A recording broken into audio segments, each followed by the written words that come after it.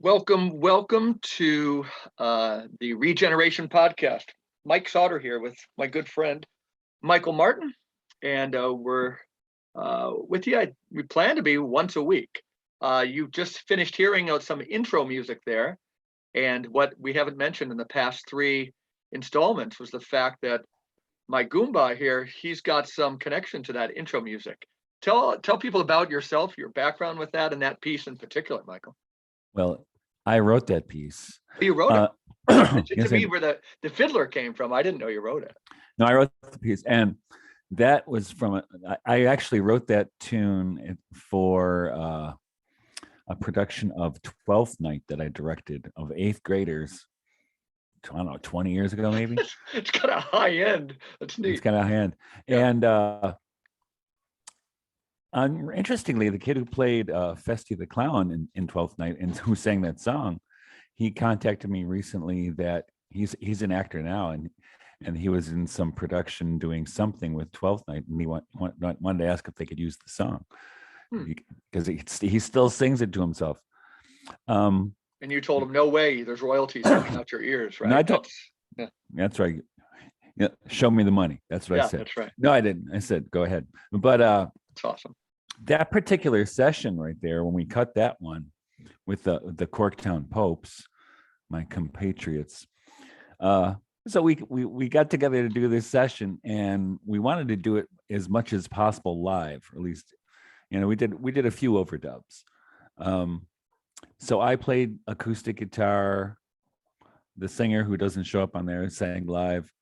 We had the drummer Ron Pangborn, who has played with Was Not Was and Matthew Sweet, and Marshall Crenshaw, everybody. He's done sessions with Glyn Johns. Really? He knows everybody. Yeah. So he played drums, really sweet guy. Bass player Takashi Io, who is a Detroit session guy, really great player. And you can tell, because he said, what am I going to do? I said, go crazy. And you can tell, especially at the end of the outro, he goes crazy. And my brother-in-law, who I've been friends with since we were teenagers, he produced it, and he actually plays electric guitar in it, I think in banjo. And we overdubbed mandolin. I played the mandolin, and we overdubbed Ullin pipes. So we have an Irish piper, Tom Donahue. And we also overdubbed the fiddle, which is phenomenal. And Ryan Joseph is the fiddler's name. He's Alan Jackson's fiddler. And so we sent everything to him, which is great, because gosh, when I started in the music business, it would cost thousands and thousands of dollars to do this. I bet. So we sent him the file, and he just threw down some fiddle tracks over it, which are kind of mind-blowingly good. So what's the name of the song, so people were looking it up? If you can, it's on my website. It's "The Wind in the Rain" is the name of the song. Awesome. And but it was great fun when we played. In fact, the second of the outro, we cut it, I showed them the song, and our singer Terry Burns said, "I don't think it's long enough. We need something else." I said, "How about we just add this at the end?" And I came up with a couple chords, and we learned it right there. We did it in 2 or 3 takes. Well, it works great it certainly works great for an intro and an outro. And the thing is, when you play with really, really good players, it was an absolute delight. I bet. I was in an opposite kind of band in college. 3 of my housemates, I had to learn the bass guitar. We learned 3 songs, like Squeezebox, maybe pretty easy. My Generation, but I couldn't do the solos there. Okay. No, but that's where I would just kind of like talk about Go Crazy. But Go Crazy, yours was Organized Chaos when this guy went. Mine was Chaos. And then we probably played 5 or 6 little 4-song concerts in our living room in our college house. Our name was Shock Value, which we liked the name. We all took names to him. Mine was Stain, lead guitar. His name was Nail. We had the drummer Rocco and the bassist. I was bassist because our bassist, for the whole time we actually played, he was in Mexico. I was just supposed to be, I think, a singer or something.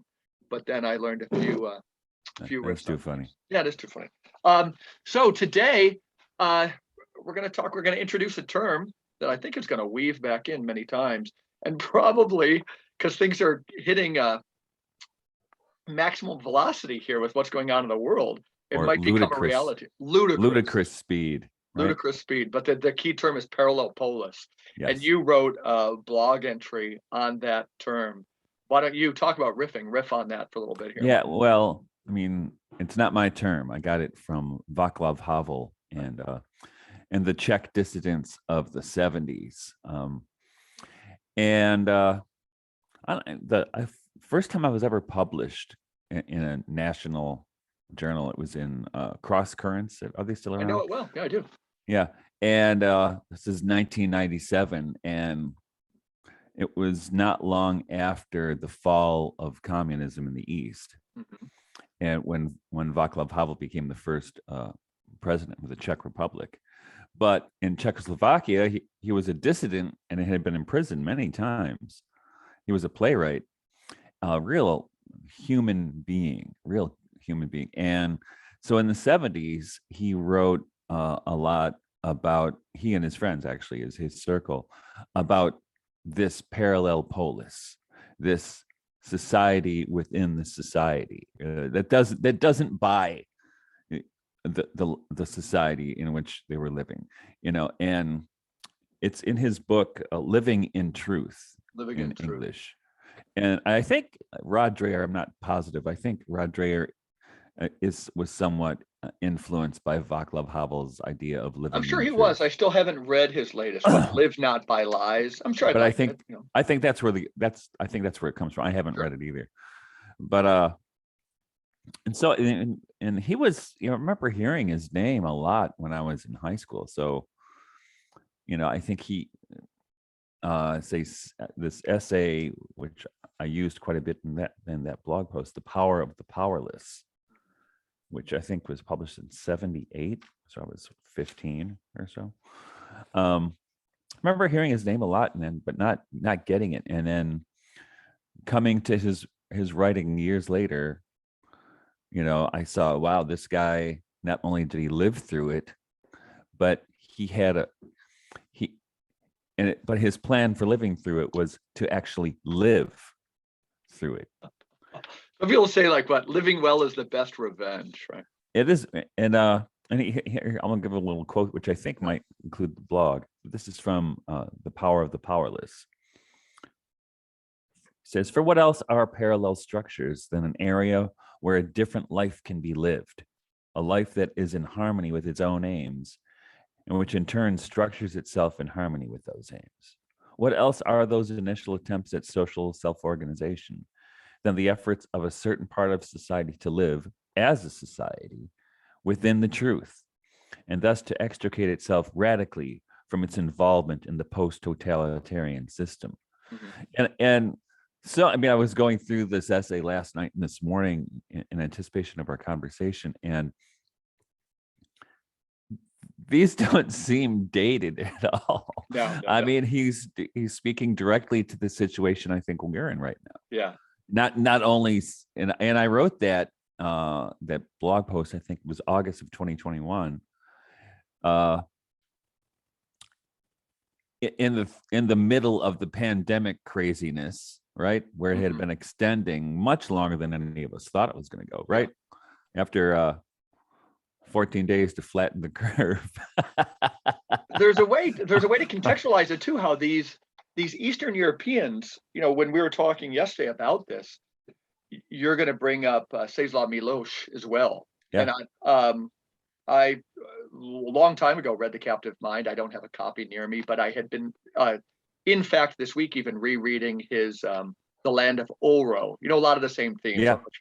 But but you get a sense in reading these guys from Eastern Europe, specifically Russia, is that they might have been, think of Russia in particular, that they were behind. They had to do the Enlightenment and everything so quick. But also some people make the case that they went through the whole cycle that we're now seeing now. That's another way of saying it. Of course, we can mention Orwell, but we can say that they got to the game late, hyper-rationalism. nihilism, and then they just went through the whole cycle. They started after, and they saw more before. So these guys are prophetic. Miloš was saying, as a young man, I was struck by the magnitude of what was occurring in my century, of magnitude equaling, perhaps even surpassing, the decline and fall of antiquity. Right? Yeah, You know? I agree. And I don't know about you, but so I was really, I have a kind of a history with Holocaust survivors, Okay. and reading, not really reading Holocaust literature. So, but I have kind of an obsession with Edith Stein, Okay. And Simone Weil, right? So these were Jews who were drawn to Christianity, who, in fact, they were completely secularized Jews who had this call toward Christianity after seeing that Marxism just would never cut it. It would never live up to its promise, right? Which all you have to do is spend a week in higher education, and you'll know exactly why that is. Yeah, it can't live up to its promise. Oh man, don't even get me going. And I don't know if you've seen the film A Hidden Life. Did you see this? It's about Franz Jägerstätter, who is not Jewish. Oh, but, I did. Yeah. Terrence Malick, his name will come up a lot too. Sure. And these people, who lived through those things. And since I became a teacher, right? So when I was a school teacher, Waldorf teacher, I remember telling my students, and this is almost 30 years ago, 25 years ago, I said, we would go through a unit on modern history, and we'd talk about, the rise of Hitler and Gandhi and other people, and I would tell them, I said, don't think it can't happen again, and don't think it can't happen here. And that has been a kind of a current, a constant theme through my teaching, even as a college and university professor.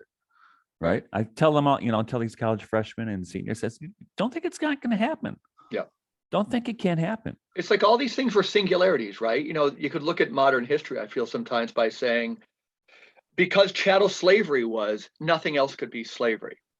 Because Hitler was, nothing else could be fascism, right? Right. And so because we can fetishize these things, huge tragedies, both those things for sure, unmistakably.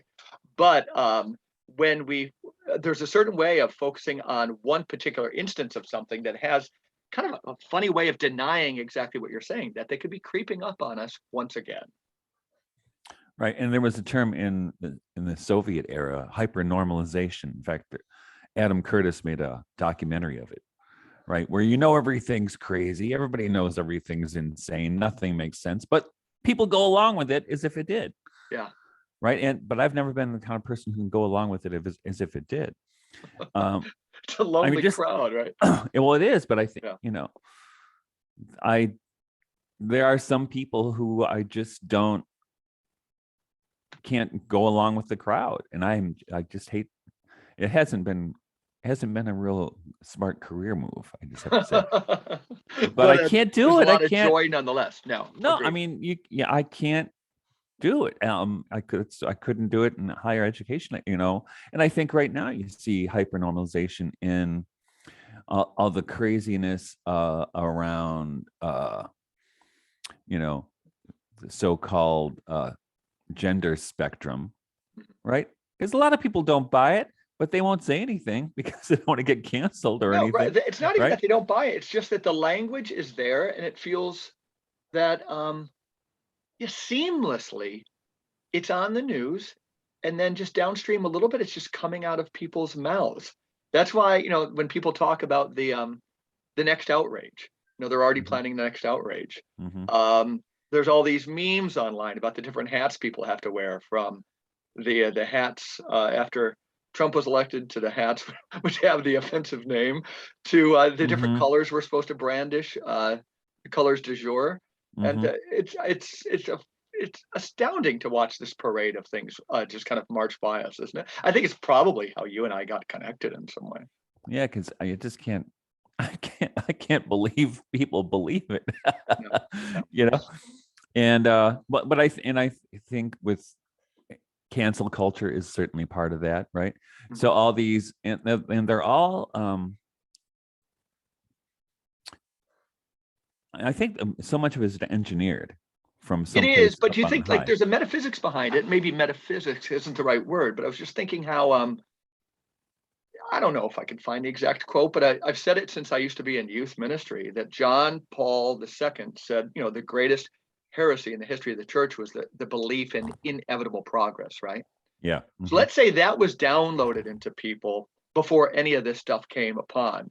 I don't know how much you've read of Spengler, but you and I can both talk the language that much more enlightening to me is this notion of the rise and falls of civilizations, and doesn't mean so better than a closed tight circle. We can talk about a spiral, but so if you believed and right now we're at the decline of a spiral, like Czeslaw Milosz, he hadn't seen this type of decline set in so fast, the craziness since antiquity. But I suppose that prior to this kind of and I like that term, hyper normalization, but the new thing is happening so fast right now, right? The latest new thing might just be lasting like a matter of weeks. But if you believed in inevitable progress, I do think that that forms your brain to just kind of download these things, doesn't it? I believe in science, Yeah, right? yeah. That's the myth of progress, Right. and that kind of positivism that comes with it, right? Mm-hmm. Which an important book by Vladimir Soloviev, the great sociologist, was against the positivists. Yeah. Right. And so Soloviev was interested in an integral civilization. That's why it attracted him to the idea of theocracy and how do civilizations thrive and flourish. And I think this is also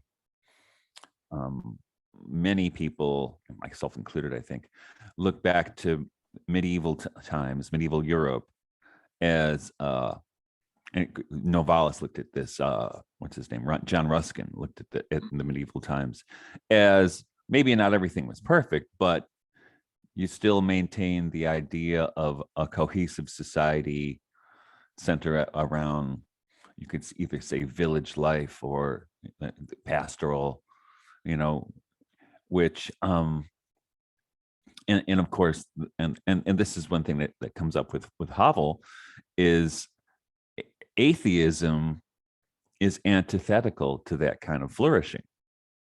Completely. Because with atheism, according in his opinion and others, is what happens is you since there are no transcendent values other than how I feel, or whatever we feel is good for society. Of course, it's not we, it's whatever the social engineers feel is good for society, like signing a treaty with the World Health Organization, for instance, right? Yeah. And that those are not transcendent goods. Those are utilitarian goods, if that. And without a transcendent dimension, we can, and this is where we get to sociology, without a relationship between the cosmos on the ground and the cosmos that we can't see, the visible and invisible worlds, there is no possibility for human flourishing. Right. No When you mentioned positivism, that's actually the name. When I mentioned Milosz's book, The Land of Oro comes from one of the four levels or ways we can exist, the lowest being for William Blake. William Blake, seminal, totally, utterly seminal. The lowest one was Oro, and it was a world that, was characterized by outness, that things out there, a non-participatory world. We're not implicated in what we look at. It's out there. We can manipulate it. We stand on a precipice and kind of like mess with it, like you can in a lab. And that this is always kind of a late stage. William Blake also called it deism. and for him that was Locke, Bacon, and Newton were the three antichrists. That's right. For handing on that vision, and it's all there. And you mentioned like theocracy too. That the Middle Ages, they had what you and I would both say.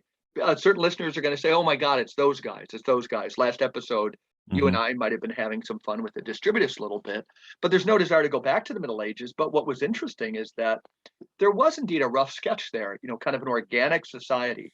The festivals were holding. You had a liturgical year.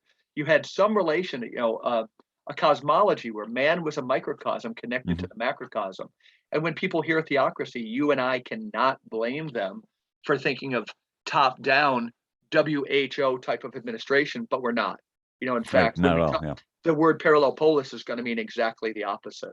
And Sophia, if we're going to connect it to the divine feminine lurking in all things, including matter, the root word of matter is mother. We're specifically going to be talking about the bottom up, anarchic principles and so forth. Do you agree with that? Absolutely agree. Yeah. And that, so that's why, why I wrote that piece almost a year ago.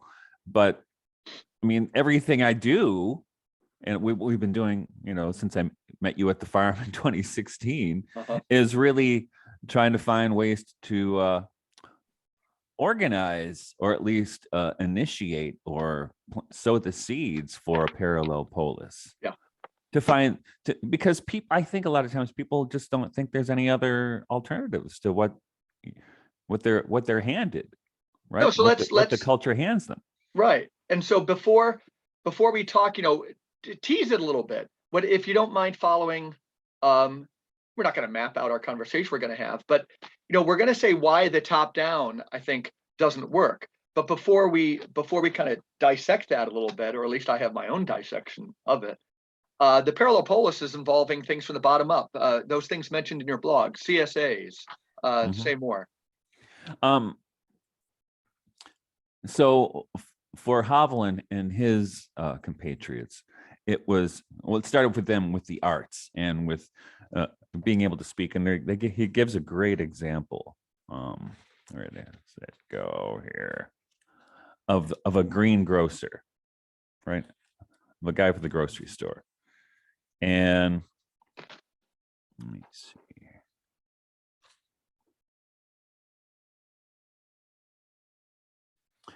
Who decides he's not, the idea was in Czechoslovakia, if you had a grocery store, you were expected to put this poster in the window, some slogan supporting, the power structure, it's like putting like a flag or something, you know what I mean? Yeah. And nobody does that in the West, Michael Martin. Oh no, but nobody shows their support for the power structure. And where is it? Some chance.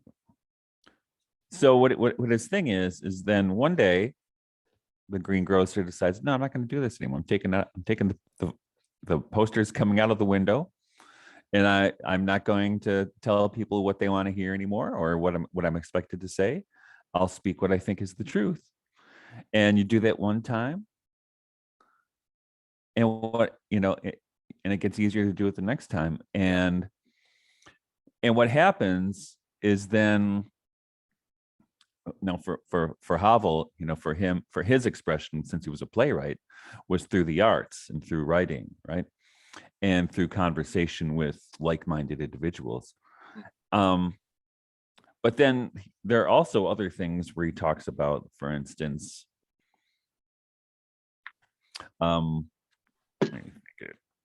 he says here, independent initiatives address the hidden sphere. They demonstrate that living within the truth is a human and social alternative, and they struggle to expand the space available for that life. They help, even though it is, of course, indirect help, to raise the confidence of citizens. They shatter the world of appearances and unmask the real nature of power. So I use the example in that blog post of when we did May Day a year ago, and how all these people showed up who got tired of being told they couldn't gather in groups and they had to wear masks and, you know what I mean? Right. All this stuff.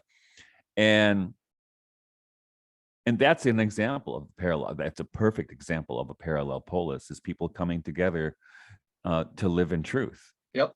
Right. And again, And having living well is the best revenge, that type of thing. Yeah. Celebrating, yeah, That's- and to not accept, to not accept the lie anymore. Yep.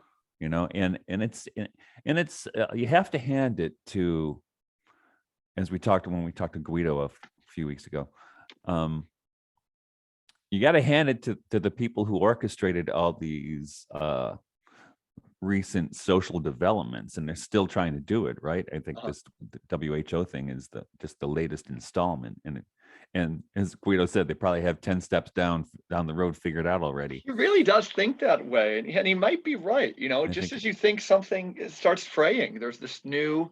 Yeah, they got the new thing. Yeah, it's expert. The other word I think is illuminating regarding all that is emergencyocracy, right? Yeah. Every emergency can lead to a new kind of, it used to be the war on drugs. When you use the word war for anything, you knew there was going to be the power that flew to the top, like the Patriot Acts and so forth. There was The not Patriot going Act. How can you be against the Patriot Act?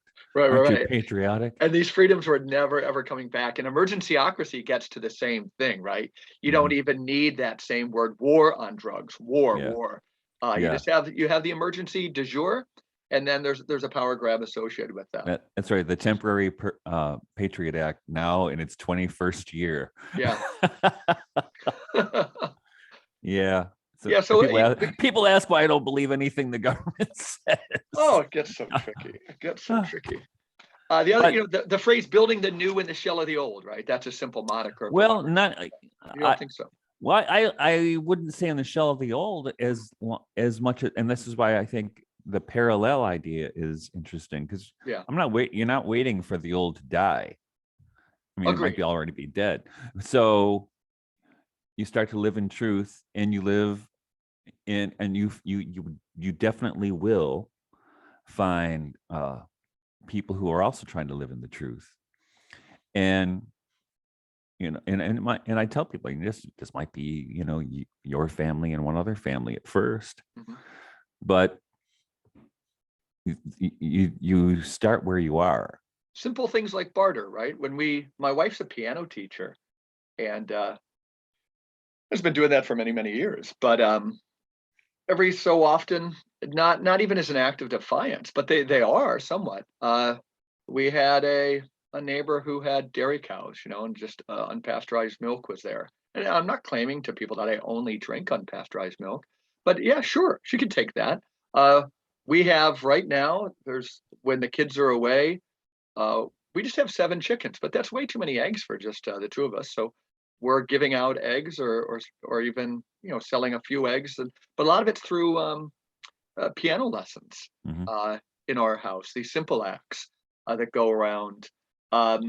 We think, I live in a hamlet, and I was at a neighbor's house last summer, and we got talking how, that there was an old antique store that was closed, but the community could buy it. And those of us could just go there and trade on Saturdays. I always have way too many tomatoes in my garden, but my clayey soil, which isn't great for anything, not even great for tomatoes, but I have a lot of success with them. Trading those for other things, so at the lowest level, and I'm lucky to live in, I call my community, it's south of Rochester, and as you travel south, you actually see, if you look at a map, you see the beginnings of those hills that constitute Appalachia. And I think technically, if you zoomed in on Google, Appalachia begins about 5 miles south of my house. And we call the road that goes south and actually goes downhill the gateway to Appalachia. But so a lot of these things are pretty advanced where we are. We're considered backward, but again, they're pretty advanced. They would seem very foreign to a lot of people, the amount of barter that even takes place in my small rural hamlet. Yeah, and it's the same here. Like we mentioned before, dealing with the Amish. I mean, the Amish are a perfect example of a parallel polis. Yeah. So they live alongside, the main polis, yet they're doing their own thing, and they're not of it. I mean, they don't participate in the medical establishment. They don't pay Social Security, right? They take care of each other. they don't send their kids to public schools. Mhm. You know, so they're and so they're an example. I mean, and they show it can be done, right? They can show they not only they show it can be done, they show it can be done in a flourishing manner. Right.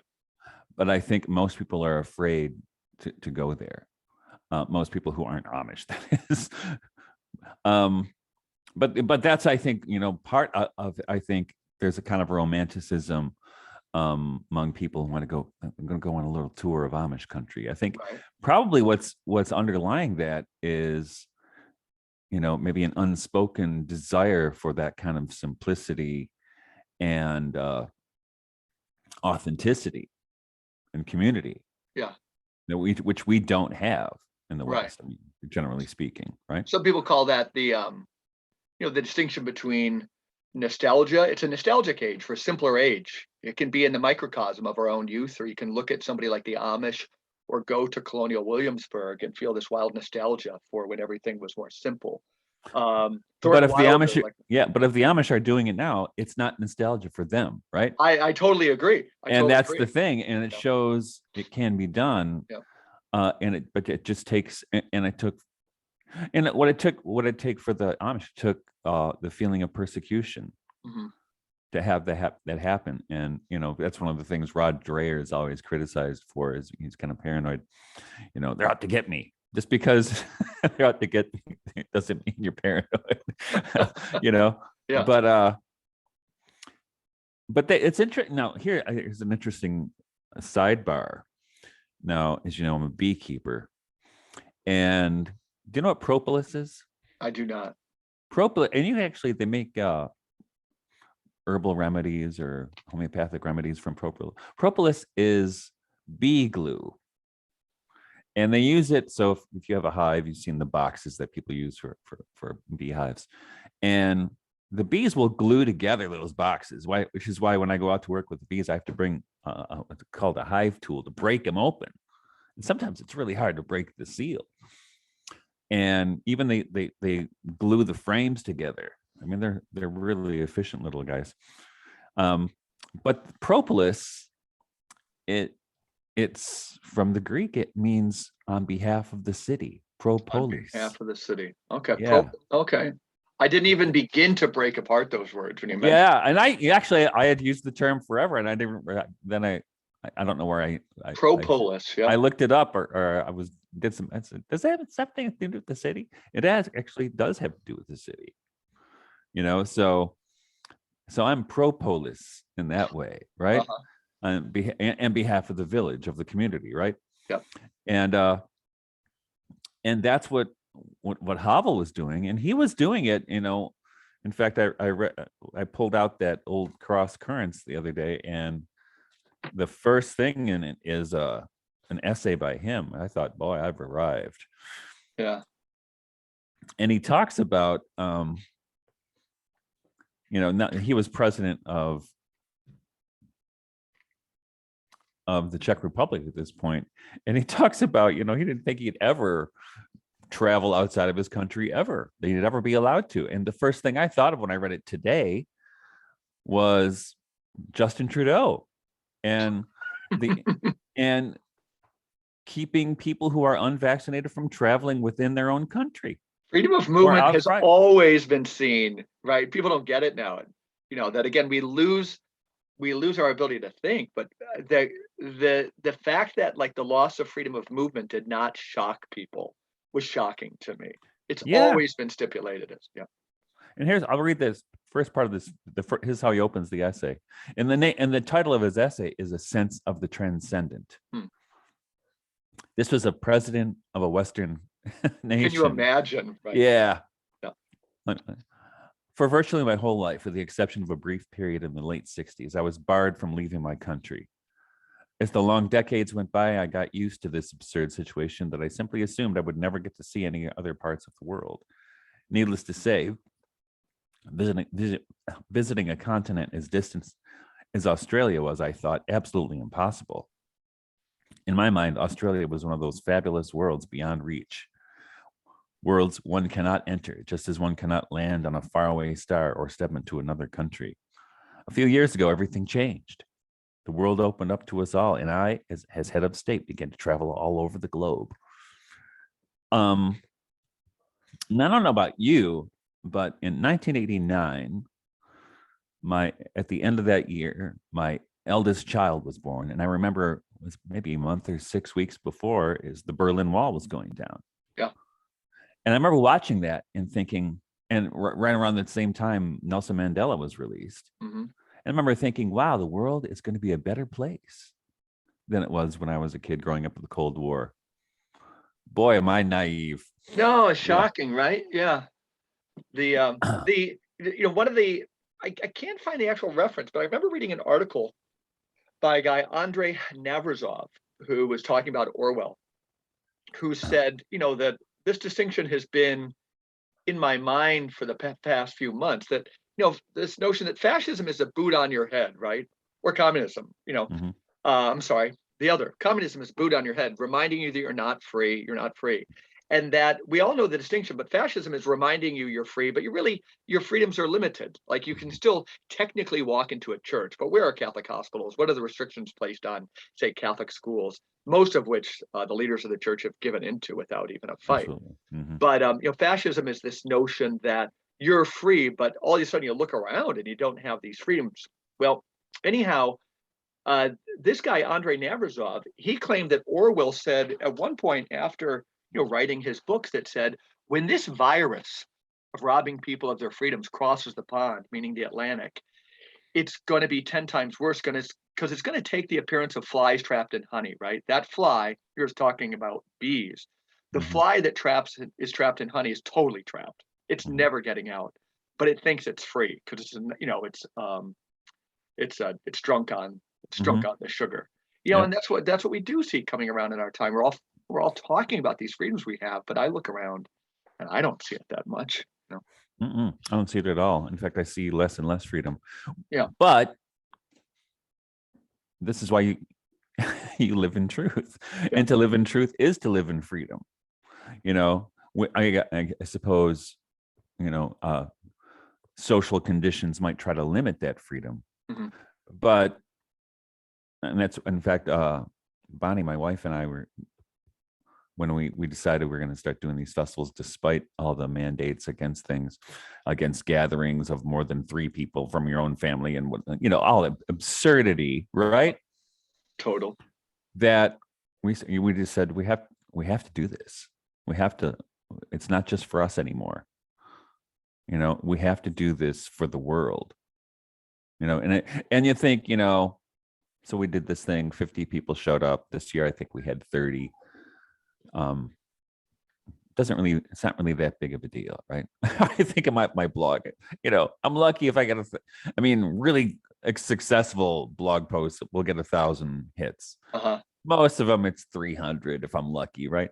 Yep. So, and I sometimes wonder, why am I even doing this? Why am I writing these stupid books? But you got to figure that it's not a numbers game. That you're contributing some kind of quality to the world. Sure. By doing this, and you'll never know the outcomes. And I'm sure this is how Havel and his friends felt in the 60s and 70s. Yeah, at least you're trying to keep the lights on, right? Mm-hmm. Well, they were doing it, and they were doing it for themselves. Yeah. They didn't know that they figured it would probably end eventually, but they didn't know. And I'll have to read this another. I hate to keep reading. Do it. But I'm a professor. That's what we do, right? But one of the things he writes here in The Power of the Powerless, and this is a great title, The Power of the Powerless. I get it thoroughly. I was born getting that, almost like ontologically. Go ahead. Yeah. Yes. Power weakens as it grows is one of my favorite statements. Mm-hmm. And here's what he says. In this situation, there are only 2 possibilities. Either the post-totalitarian system will go on developing, that is, will be able to go on developing, thus inevitably coming closer to some dreadful Orwellian vision of a world of absolute manipulation, while all the more the articulate expressions of living within the truth are definitively snuffed out, or the independent life of society, the Parallel Polis, including the dissident movements, will slowly but surely become a social phenomenon of growing importance, taking a real part in the life of society with increasing clarity and influencing the general situation. Of course, this will always be only one of many factors influencing the situation, and it will operate rather in the background, in concert with other factors, and in a way appropriate to the background, right? So he not only, and he wrote this in 78, I think I said, 78, which was 12 years before the fall of the wall, or 11 years before the fall. So he didn't know when, if that would happen or when that would happen. But I think he was, like you just mentioned, Orwell. He goes to Orwell. Yeah. Right. So, and this, the post-totalitarian system will go on developing. That is, will be able to go on developing, thus inevitably coming closer to some dreadful Orwellian vision of a world of absolute manipulation. And I think we do live in a world of absolute manipulation right now.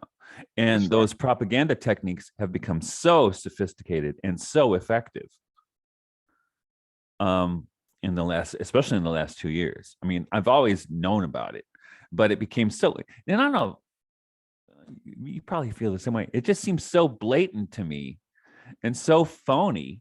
And like Guido was saying, everything's fake.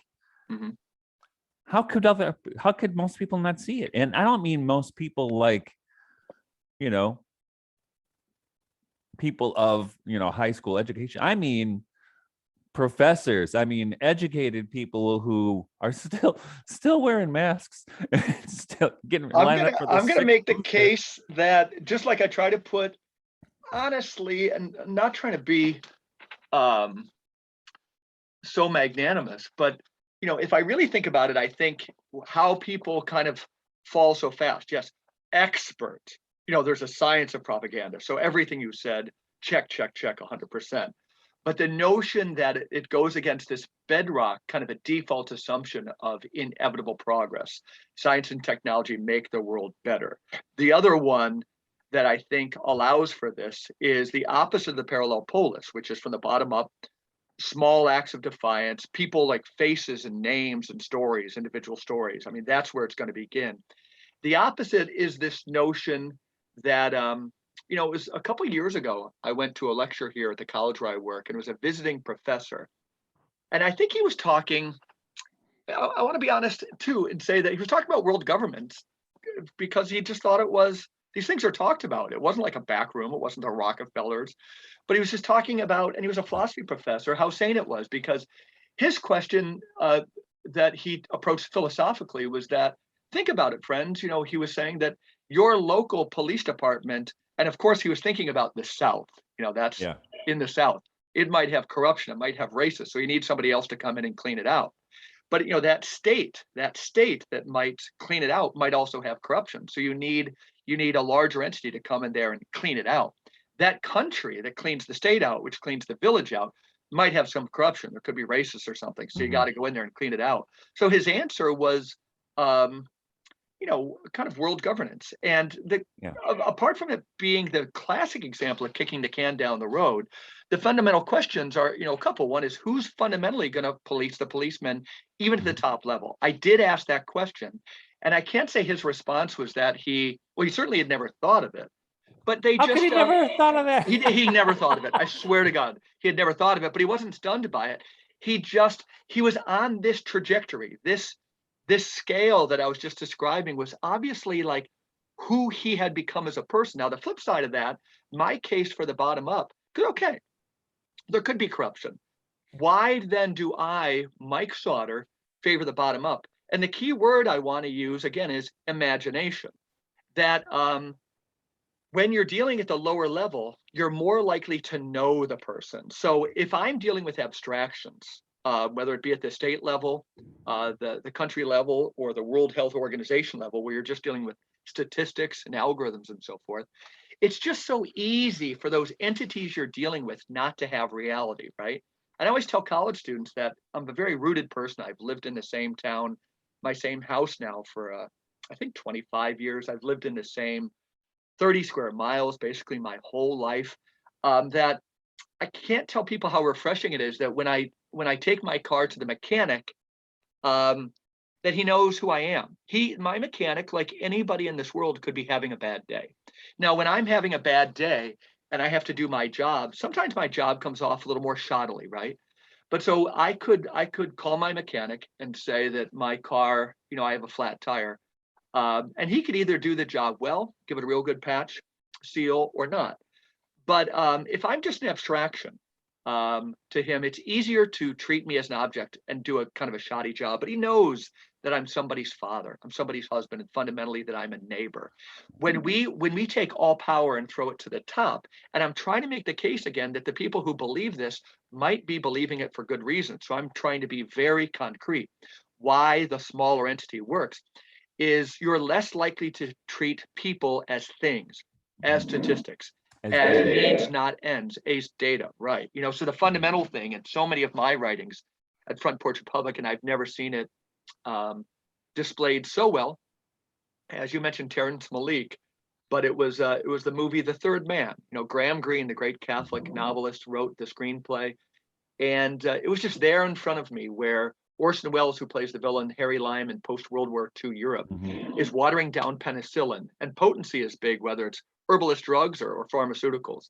He's watering down their potency. So half the people who thought they were getting the right amount of penicillin were not, and they were going to die. They were going to die. Pharmaceuticals, they were going to die.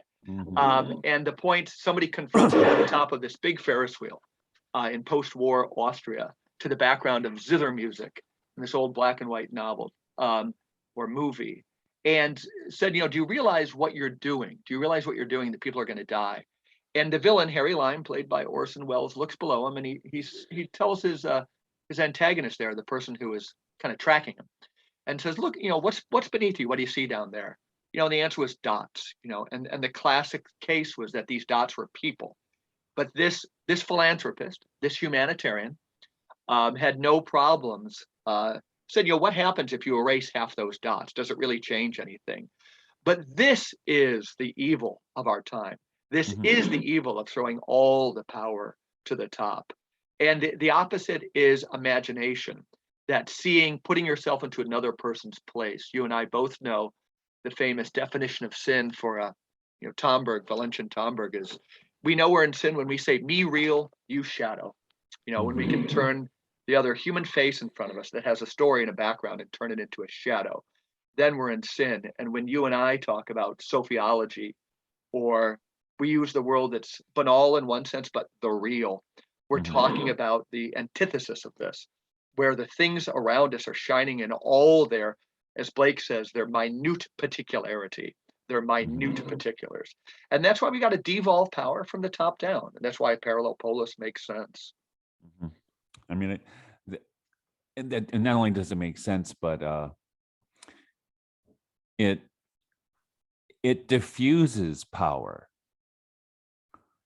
The power structure. It's the whole idea of distributism, right? Is widespread ownership of land, right? It makes a lot of sense, right? It does, because that way it doesn't concentrate in,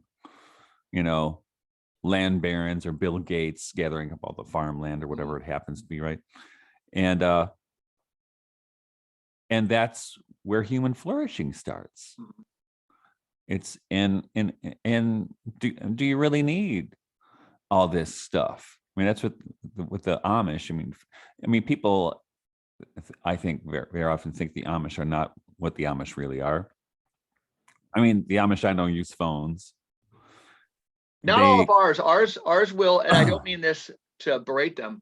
We have, I'm surrounded by Amish, and they will go to the neighbor's house to use a phone, but it happens a lot. It happens a lot. Yeah. What the Amish I know now, I know one Amish guy who's had a nicer cell phone than I have, but he's only allowed to use it for certain things. And they go to the community and say, I need this for my business, and they make a decision as a community about whether that can be allowed. Yeah.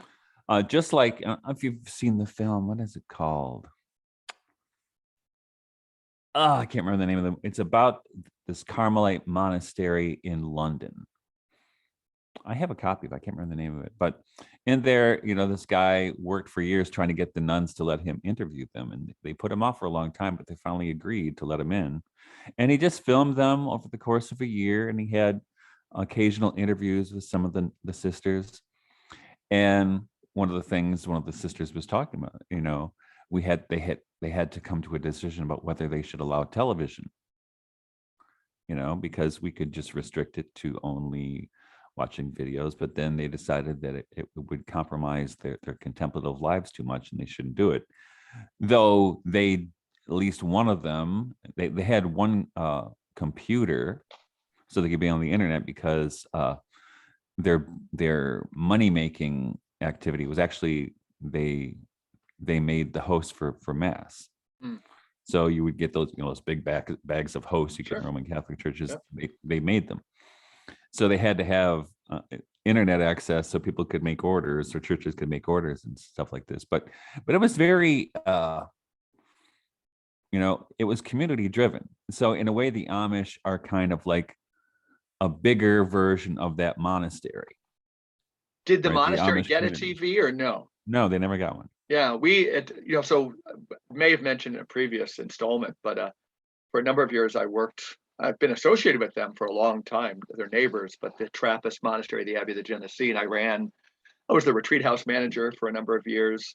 Got to see the inner workings, but they were quite brilliant. They said if they take a piece of technology, can it be monasticized? Meaning, and this is, I can swear, having read as much Ivan Illich as anybody I know, this is exactly what he was talking about in his book, Tools for Conviviality. Yeah. But whether technology brings people together or whether it separates them. So the telephone, if a cloistered monk wanted to call mom on Mother's Day and things, they thought, boy, that was just great.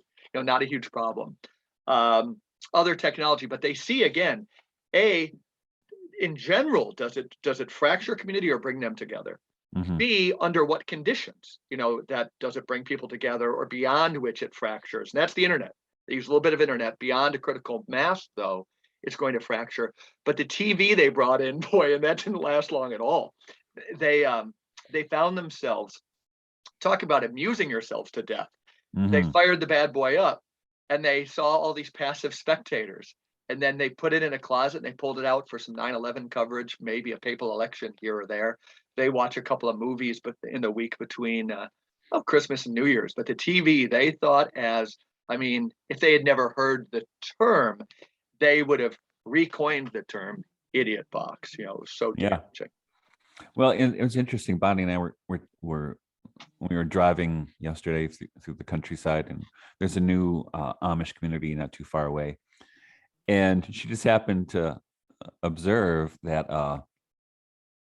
with these impending food shortages and power outages and all these other things that we're being warned are going to happen, or monkeypox. That was yesterday. So. I know, too funny. And Bill Gates, I just happen to have a monkeypox vaccine in the works. Come on. You can't make this stuff up. Oh, did he actually? I thought you were doing a parody there. No, he has a smallpox vaccine. Okay, yeah. Even though monkeypox is closely related to gotcha. To smallpox. I thought you might have had a video clip where yesterday he literally said, because you're not stretching it. Well, in 2019, the FDA approved a smallpox vaccine, and smallpox has been eradicated from the face of the earth. Yeah. Crazy. Yeah, come on. Yeah. But anyway, so she observed that all these things will not affect the Amish at all. Yeah. Because they don't use electricity, for one thing, right? They sometimes they have like those headlamp things you use when you go to work on the chickens, at night. They use those at the butcher shop, but they don't have any electricity. They do have the butcher shop. They have I think it's a diesel powered motor for cooling. They have for refrigeration they have like this where they hang the meat in at least in the summer, but it's very limited, and these they don't have any small appliances like blenders in their houses. They still have the old crank egg beaters, right? And And as you know, John Michael Greer, I was in just his going to work, mention him. We'll have you know, him and on he talks sometime. about this, and he in his book, Our Retro Future. Did you read Mhm. that one? Yeah. And he talks about for him, the model is to adapt a kind of a Victorian or steampunk approach to things, you know, where there's limited technology, because he thinks it'll be because the fossil fuel thing is just going to go bust. Right. All right. And but with a limited kind of technology and people actually learning how to do things. And he points to and I love going to these things, you know, when people do like reenactments, not just of Civil War stuff, but here they do pioneer reenactments. It's Yeah. actually in a old farmhouse not too far away from us that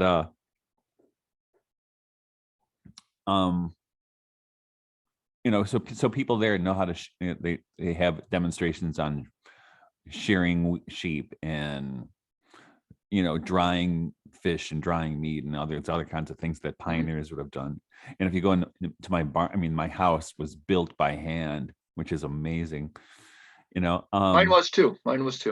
yeah. It's got these 3x10s in the basement. You know, they're Mhm. still as strong as they were the day they were laid. On their heart as a rock mine because it was built in the 1860s. So Yeah. when I moved here, I was trying to nail some spikes into this one post when I was putting up a gate for goats. And even those big pole barn Yeah. spikes would just I know it well. fold. Yeah. It would just fold. You know, young So, people too I'm sure you in the classes you teach, interested in all that stuff. You know, when my wife is a big knitter, and I always think that, you know, my head is filled with certain books. I have a large garden. You know, I raise my chickens and things. I'm handy and outdoorsy stuff. But in campus ministry, for example, you know that, and I'm happy about this. But the students don't give a crap about what I mhm. might know about this or that. But they say, like, you know, can your wife teach me knitting? You know, that's the fundamental thing. And so the Parallel Polis has a bright future because people. This is one thing you and I both see. There is an interest in um, this. You know, doing things real with their hands. You and I Right. are talking about, you know, from the bottom up, building new things, even a sacramental worldview. Mhm. But the beginnings are already taking place with, you know, this anxious person's. They find that they have a little piece when they're finger knitting, even much less, you know, knit purl. Right. You know, and piece by piece, we are seeing it around us. So St. Paul famously says, you know, give me a reason for your hope. Sometimes, even though I think the anxiety seems to be outpacing these things that people are finding, you know, all of a sudden, like the tortoise and the hare, all of a sudden, the young people's interest in these basic handicrafts, like you're saying, the pioneer days, Mhm. uh, cooking, farm to table restaurants, things Yeah. like that. They're there. They're at least a sign of hope. Blacksmithing, you know, Absolutely. all these kinds of things. Yeah. I Yep. mean, you know, like what's his name? Paul Kingsnorth, Yeah. you know, who in his I can't remember the title, which book it is, but he has an essay on scything. He learned how to use a scythe, so he mows with the scythe, Uh-huh. right? And he has another one about his composting toilet, It's great. which is because in his words, because I wanted to literally own my own shit. Yeah. I Right? read there's a stat in just one interjection there. I think it's in the book Shadow Work. We mentioned Ivan Illich a lot, but he said, you know, until 1846, the city of Paris had to, you know, they exported vegetables to the surrounding countryside because based on the scientist Harvey's understanding of the circulatory system, all of a sudden you got sewer systems in the major cities, right? Good and bad. I'm going to Mhm. say mostly good, I guess. But once when you started transporting everybody's fecal matter outside the city walls, you had less. And also, you know, think of the funeral industry. Not only, you know, I work in a church, we have these caskets that are designed to last forever. They're wrapped in another kind of just bland steel Mhm. box. But all of a sudden, you know, we just stopped reducing organic matter. And so 1846 was the year that I don't know if Paris would say that's when their sewer system went up and operating, but it's a useful. I've never forgotten that story as to how much, when we get rid of dirt, we have this vision of dirt. We have to sweep it away, get it out of there. But your story about Kingsnorth makes me think of that. I mean, and in fact, not too long ago, we have this yurt out in our woods that we'll be renting for a B&B. But to service that, I had to make an outhouse. Mm-hmm. So I have a composting toilet in the outhouse. That's great. Which you really start to realize how much waste there is when you have to deal with it on a personal level. My wife would tell the story. We have one bathroom in the house, a small Cape Cod, again, built so long ago. She was telling the other day how my oldest son, Peter, was in grammar school, and they were talking about how the pioneers lived and how there was no heat in part of the house. You'd have to travel all this way. He said, that's my house. But anyhow, when my wife was pregnant with our third kid, our bedroom was upstairs and she was going to have to pee a lot. So at the parish where I worked, we have a medical supplies kind of warehouse. People borrow stuff and go back. So I took home a commode, and it was in the upstairs that if she had in the middle of the night. But I was using it more than her. For the listeners, it just seems so convenient. But the listeners need to know I was never, we'll call it number two. I was heading downstairs for that. But there's this great, I don't know, when all of a sudden, talk about anal retentive, when you see every time you flush a nice log down, that you're getting, in one sense, you're getting rid of something that could be productive in your yard at a different time. Yep. So that's what, so I have so a compost in there, and then, well, it kind of half compost in there, and then you take it out to I don't put it in our compost pile for our garden, but I have a separate compost pile, which is for the trees out in the woods. That's awesome. Yeah. And it could be years later, still doing great work. Yeah, absolutely. Yeah. So how about this? This will be a theme, the Parallel Polis, that we'll be weaving in and out. I saw this week alone, yesterday, I saw, people could look it up. Good people. One is Charles Eisenstein. When they talk about economics from the bottom up, it was a group called CELO, CELO, CELO.org. They were talking about a new, I think there are small scale banking and so forth. There's another one that has a friend of Guido's, Richard Werner, who's a world-class economist. He's like the big guy. Okay. He's associated with something called the Valhalla network, I think, of small scale economic enterprises. Okay. And I'm working on some of this stuff, as you know, myself with friends. Yeah. Any other places you want to point people to? Oh, well, I think probably the easiest way to do this is to get involved in the CSA. Yeah. Just about anybody can do that. And I'm looking for it right now.